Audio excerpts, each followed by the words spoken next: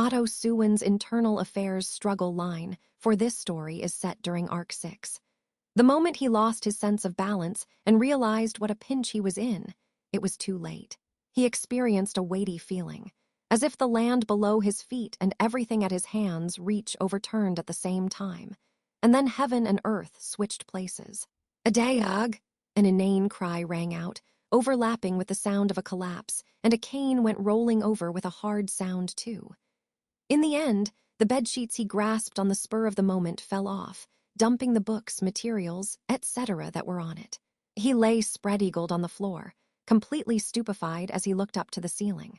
Making things this worse through chain reaction was not really something he had a knack of. No, it actually was not anything rare or unexpected for him, specifically, to have done this. But he wished that such malicious accidents would take the fact that he was currently recovering from his injuries into consideration. Well, now that I am at this point, I guess I can laugh. Ha ha ha, ouch. When he tried to, at least, laugh off the situation, he was hampered by the delayed pain on his legs. While being robbed even of the choice to just laugh, he massaged his legs, which were wrapped in bandages, and breathed out a long sigh. "Whoa there, be careful. Otto, you're fine." Having heard the commotion, somebody opened the room's door from the outside. The one who calmly showed his presence was a golden-haired youngster who lowered his eyes, saw him lying on the floor, and tilted his head. "I came thinkin' you might be gettin' bored all by yourself, and you turn out to be playin' some weird game." "I am not playing at all. Anyway, it is a good thing that you did, Garfield." He smiled spiritlessly at the boy who came into his inverted field of vision, Garfield. Then, the fallen man, Otto extended his hand towards Garfield. "Could you lend me your hand for a little, since it does not look like I will be able to stand up on my own?" And so, massaging his battered legs, he begged for rescue. "Too. So you're telling me you thought you'd do fine with just a cane? Otto, within all those thoughts you have, there's the occasional dumbassery too, huh? What I find frustrating is that, since it is exactly as you say, I have no words to reply with." Replying that, Otto, now back on the bed, averted his displeased face from Garfield. Seeing the man he saw as a brother act like this caused Garfield to make a sound with his fangs, a hint of a smile. On top of the bed was Otto, both of his legs stretched out and completely wrapped in bandages. The damage on his legs came from honorable injuries which he had sustained during the fight that had occurred in the Watergate City. In his current position, Otto was receiving special attention, completely catered to him, in his hospital room in order to recover from these injuries. "It is true that I am being given everything here, but I feel like I might die from boredom in exchange." "Whatcha mean, boredom? Didn't you say you were gonna take this opportunity to read some book you wanted to read before or something? And even I've been common to kill some time with ya, Otto. Regarding that time killing, it has been a great help indeed, but..." He directed a glance at a corner of the room, and there was the shatranj board with which, under the pretext of time killing, Otto and Garfield competed incessantly. Being unable to move because of his leg injuries made Otto an easy prey for Garfield. There were a lot of times when he had been busy with work and said he had no time, and therefore could not accept the other's challenges. Since, in his current situation, he had no reason to refuse a challenge, maybe things were not going so badly for Garfield in that respect. Come to think of it, there was a time when Regin went through a phase like this too, wasn't there? He remembered those days when he lived in his old home, and the time spent with the little brother that demanded his attention was recalled. Even his brother, who was now a splendidly astounding man, had been a huge, spoiled kid once. When Garfield looked up to Subaru or Otto, he could see things in common with his brother during that time, although this was why Otto himself ended up spoiling Garfield without realizing it. "Garfield, you know it, right? It's time to clean this messy room, ain't it? I know it'd be unreasonable to make you do it with how you're now, Otto, so I'll be tha one. I am talking about Mr. Natsuki, Lady Amelia, and the rest." Otto suddenly lowered his voice, making Garfield's lax expression become tense. "Ooh," he sharpened his gaze and answered shortly. "That thing about that sage at Tha San Tower. Man, I wanted to go with them if it was true. I am wounded, and you are not in your normal condition. Our only merit is to be a burden. To be frank, this incident has left us with no merits. You are aware of that, right? Ah. Listening to Otto's words, Garfield lowered his chin and breathed out a sigh of self-admonition. Hypothetically speaking, had Subaru been listening to their exchange, perhaps he would have interrupted them with something along the lines of, what are you two talking about? However, Otto and Garfield's self-assessment was absolute. Certainly, there were a lot of aspects that had improved thanks to the actions of the two. They had nothing to be embarrassed about when it came to their accomplishments. They also knew that they were aspects that it would be pointless to avert their eyes from. But Otto was the camp's internal affairs minister, and Garfield was its military officer. In the end, they had been able to fulfill their main objective for coming to Pristella, to acquire an achromatic magic crystal. However, this had not been the result of his negotiations, but a product of Kiritaka's kindness. Just something Kiritaka had gifted to the Amelia camp, as a token of gratitude for their contributions when repelling the Sin archbishops that had attacked the city. Where could Otto's contribution be seen there? And Garfield's power insufficiency, him being the military officer, was an even graver case. Mr. Natsuki and Lady Amelia have gone to the Auguria Dunes in search of a way to save the citizens. And Garfield, the one who should display his power the most, you are unable to accompany them. We are both fully aware of what we are lacking, and it feels terrible. What the silent Garfield felt on his chest, Otto understood to a painful extent, for he harbored the same emotion. To summarize, both Otto and Garfield had gotten carried away back there. During this year, they had been acting as members of the Amelia camp, and being blessed with good results to a certain extent.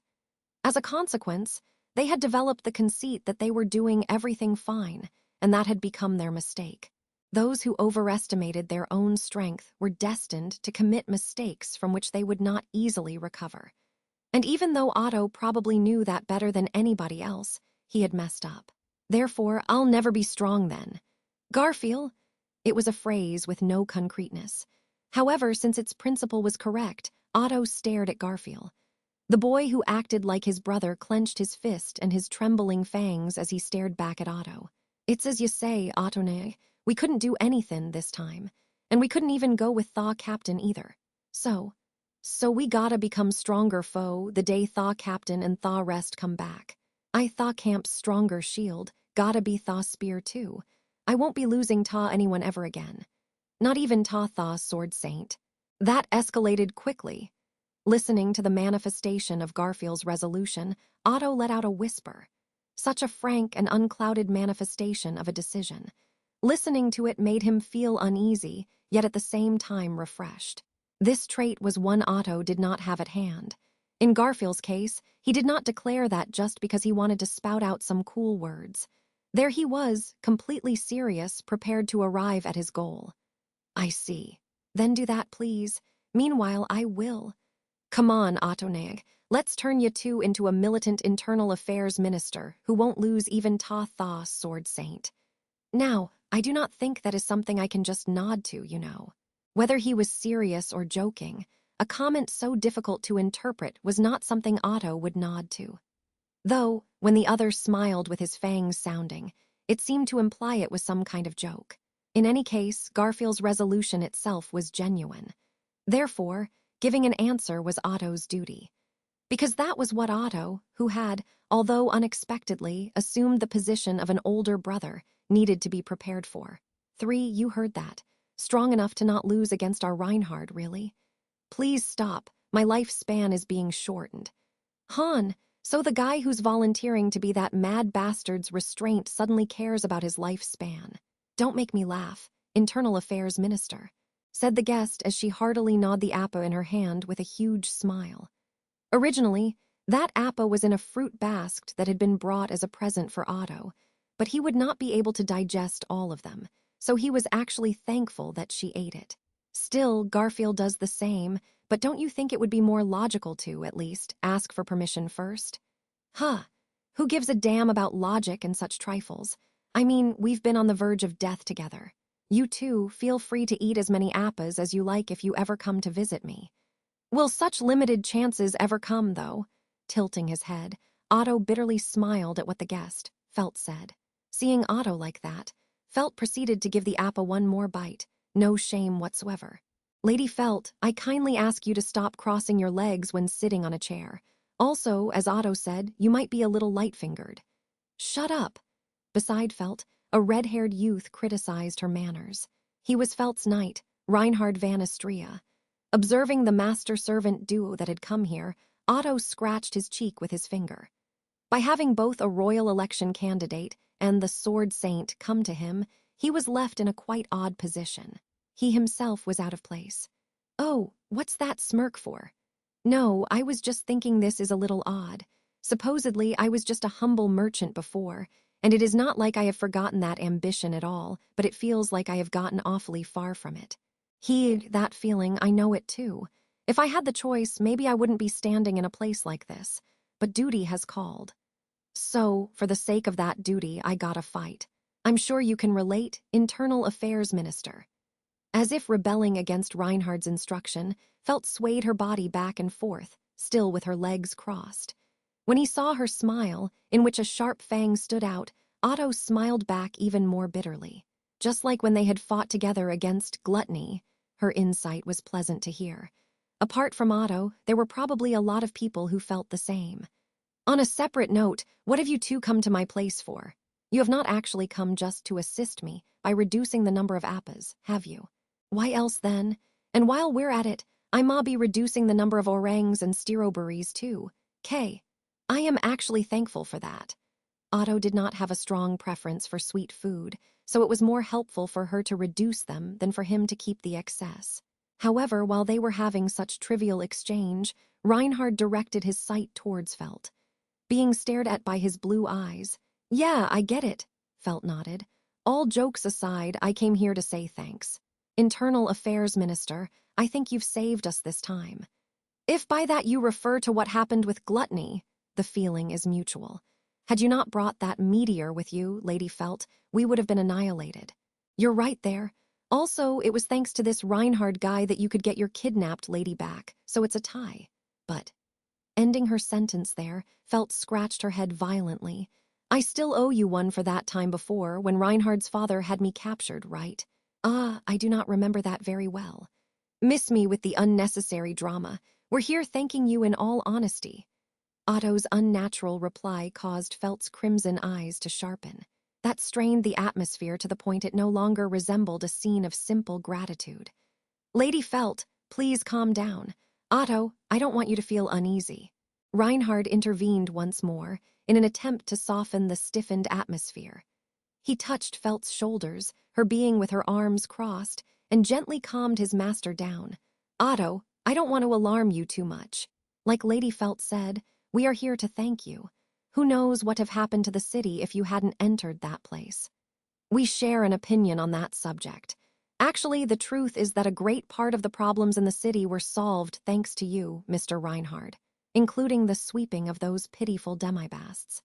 And that is why I think that I got paid too much just for simple achievements, but so you two know what it's like to have bugs raising a ruckus on your stomach. Despite her crude figure of speech, Felt's direct negotiation technique made Otto lower his chin. Unfortunately, Otto and Felt both had their own positions, and their paths were split by them belonging to different camps. The world was a complicated place where nothing was simple. They were different from Emilia, who thought that, when it came to helping people, compensation was not necessary. Back then, we were all tangled up in our own problems, and it's a fact that it was an outsider from another camp who helped us, so this is a debt. I do not dislike, at all, people who are faithful. If we put that internal affairs minister thing aside, you're essentially a merchant, right?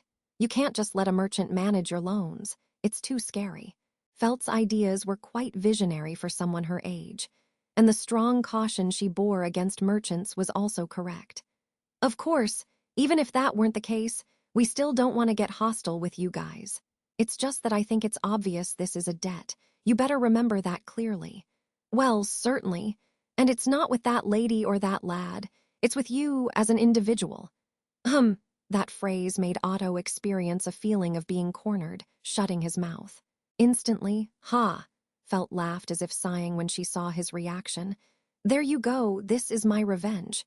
You looked like you were taking everything however you wanted, and that made me feel like hitting you all over the face. Was my face that terrible? Don't tell me the Margrave's habits are contagious. That was a thought Otto really did not want to have, but felt showed indifference to his fears. She quickly got off the chair, stretched her body, and turned her back to Otto. So, now that we've said everything that had to be said, should we head back? You gotta rest all you can. Otto, what you've done was truly a great help. May you get better soon. And let's fulfill the roles we've been assigned, both you and I. I think the weight of our duties is too different to wish each other good luck equally, though. Despite this, Otto waved his hand and watched as the two took their leave. He knew that Felt and Reinhard, just like Subaru and Emilia, had things to do. Those duties were pretty heavy by themselves, and he wanted them to accomplish everything without any trouble. I am still irritated, though, as expected. Spending his time here as a wounded man, fighting against boredom and unable to do anything, made him feel restless. He did not remember being this much of a workaholic before, but for some reason, he had ended up becoming one. However, while Otto thought he would have to continue fighting against boredom, visitors came to him, incessantly, one after another. Sometimes it was somebody related to a royal election candidate. Sometimes it was Kiritaka, an executive of Pristella. Sometimes it was the master restorer to whom he had entrusted an important task. And sometimes it was the laudable boy he saw as a younger brother. During the time he spent with them, he ended up talking about work and only work on his bed. I better get to work, or else I will only cause everyone trouble, won't I? With a mutter, as if poisoned by the lack of self-awareness about his working habits, Otto's recovery life went by.